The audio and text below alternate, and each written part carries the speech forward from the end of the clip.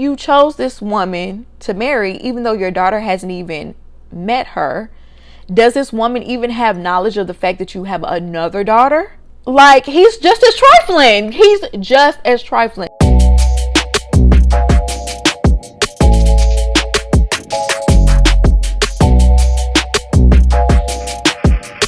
Welcome to La Vida Rosa. I'm your host Pinky, and today we're going to be talking about how toxic the Parent Trap really was. But before we begin, I would like for everyone to check out my website, lavidarosastyle.com, where you can find cute accessories like the ones I'm wearing right now. There's a lock and key earring, and as well as handmade rings that are available on my website. The link is down below. Like, comment, and subscribe. And without further ado, let's get into this video.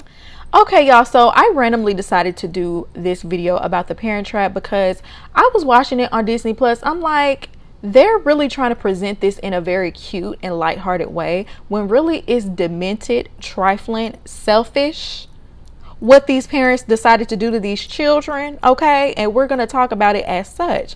Now, if this is your favorite movie, you love Disney, you love Lindsay Lohan, I'm not talking about the real people, y'all.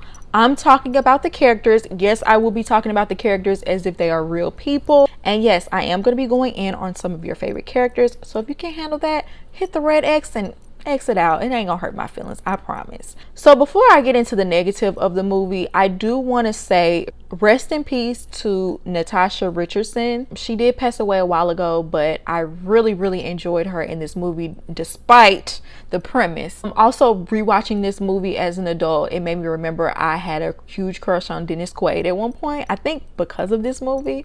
He was very handsome. It finally clicked in my head that Chessie, Haley's nanny, was Melissa from Abbott Elementary. My mind was blown. I was like, I knew her from somewhere. And also, we gonna have to give it up to Lindsay Lohan because she did that.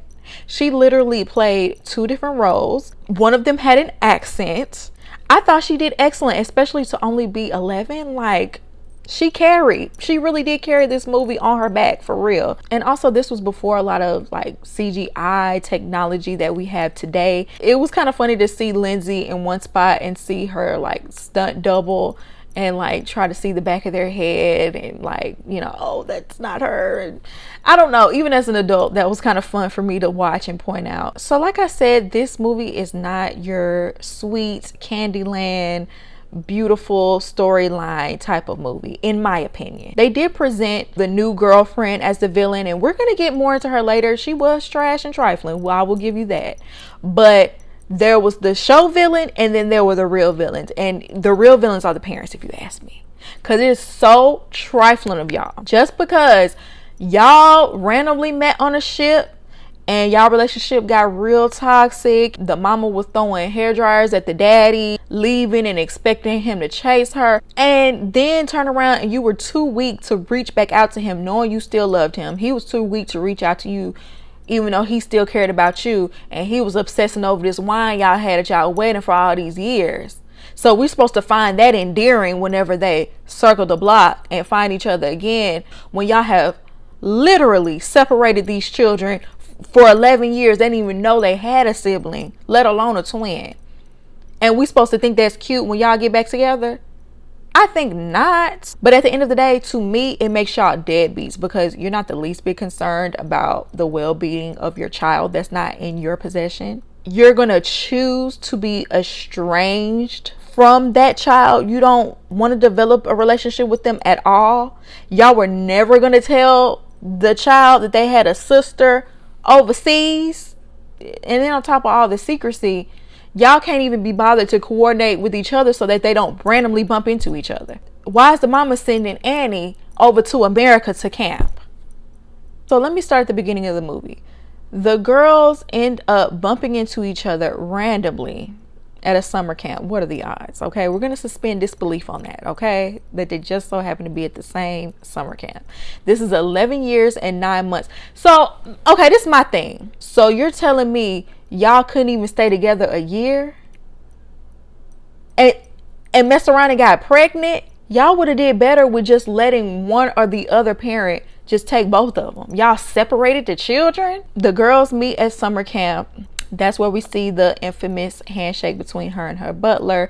Mind you, they really did use the nanny, the butler, and I'll include the grandfather to parent those children. I just didn't see much parenting coming from the parents. Okay. And I'll get more into that later, but I just feel like the kids had a better relationship with the people that are paid to take care of them. They go to summer camp. Where's the supervision? There's gambling, there's skinny dipping, there are people putting beds on the roof, students cutting each other's hair and piercing ears, tar and feathering other children. What type of summer camp is this? So they end up having a sibling rivalry, butting heads because they look alike, child. They got into it so bad that they told them they got to go stay in their own cabin by themselves. And so that's when they put two and two together that they're sisters. Even at 11 years old, you would think that would immediately pop in their head.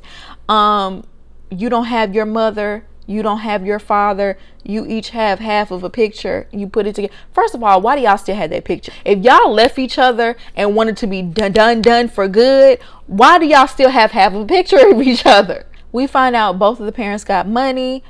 The dad owns a vineyard. The mom is a famous fashion designer. Side note, do y'all remember that top hat she paired with the wedding dress and that was just supposed to be so fabulous and just cutting edge? I just don't see many people wanting to do that on their wedding day. So as far as the girls know, neither of them remarried, but then again, it's like my whole life was a lie.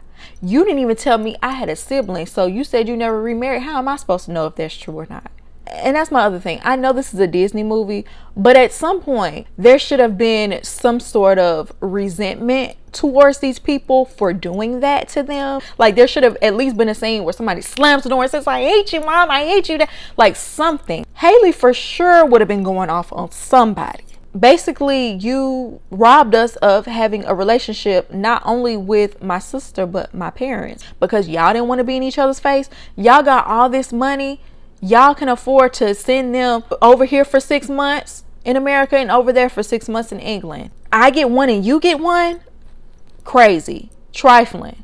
That would never fly. And I also think it says a lot that the parents themselves couldn't tell the difference that they switched places, but Chessie and the grandfather and the butler could. The dad was too busy chasing tail. And the mama was just, I guess she's a workaholic. She just couldn't be bothered to see, even though your child got her ears pierced and her haircut didn't seem to faze her at all. And then when they finally do meet up and they see the children together, neither parent to me was happy enough or overjoyed enough, like, oh, I finally got my baby, or neither one of them was on their knees apologizing for separating them. Like it was just so it was such a nonchalant reuniting. Even the butler was bawling his eyes out. Even the nanny was bawling her eyes out when they figured out.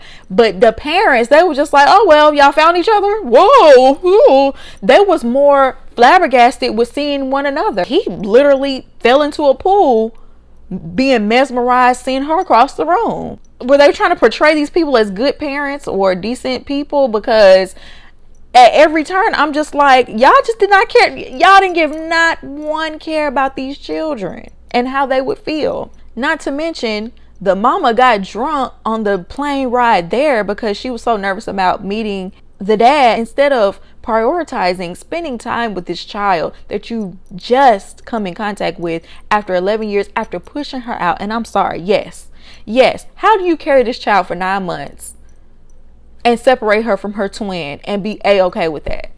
And then when it was all said and done, the mom was talking about switching them back. Yes, the twins were trying to push their parents to get back together, but imagine the emotional turmoil and heartache of losing your twin you just found because your parents don't like each other. Of course they were trying to push them back together. It wasn't even really about y'all. They don't want to leave each other.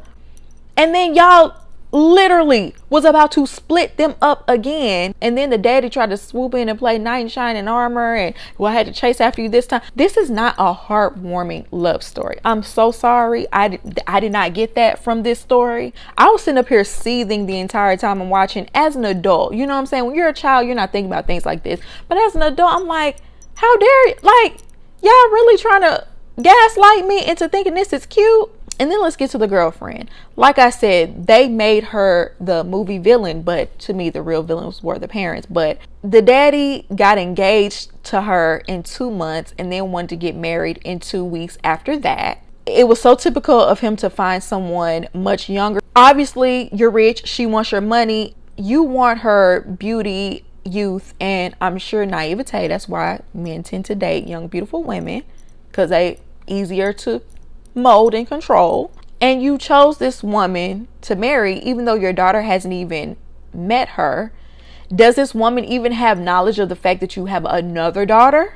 Like, he's just as trifling. He's just as trifling. It's terrible that she was trying to drive a wedge between him and his child, but why are you allowing it? You see her doing this and you see that the child doesn't like her and you're just brushing off how she feels. I ain't gonna lie, I did love the part where Annie read her down and said a relationship is more than just sex. Okay?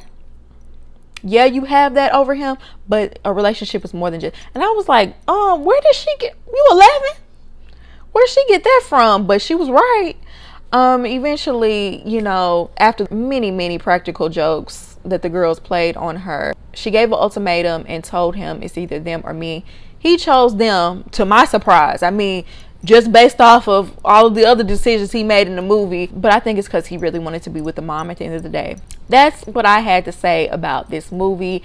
Y'all let me know what y'all think down below. Have y'all watched it recently? And also, I do want to do more videos like this talking about movies that we watched as children and looking at it through adult eyes and kind of like over analyzing them and, you know, going in on the plots because it's funny. Y'all leave me your suggestions of any other movies y'all would like to see down below. And I hope you enjoyed this video and I'll see you in my next one. Peace.